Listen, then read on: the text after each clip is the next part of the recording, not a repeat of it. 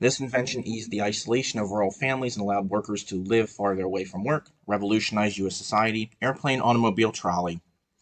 What method of mass production increased the supply and reduced the cost of the automobile? The assembly line, higher wages, protective tariffs.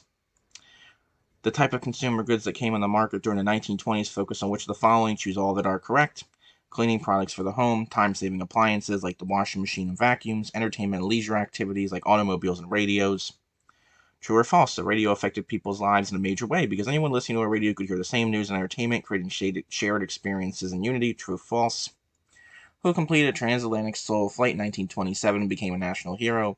Calvin Coolidge, Charles Lindbergh, Babe Ruth. When consumers bought things on credit rather than paying all at once, it was called what? Debt consolidation, charge-off, installment plan. True or false? Farmers performed very well during the 1920s due to high price of crops and new technological advancements. True or false? How did the growing economy impact Americans during the 1920s? Choose all that are correct. A. New inventions and technologies. B. Advertising encouraged Americans to spend more. C. Americans began using credit and installment plans.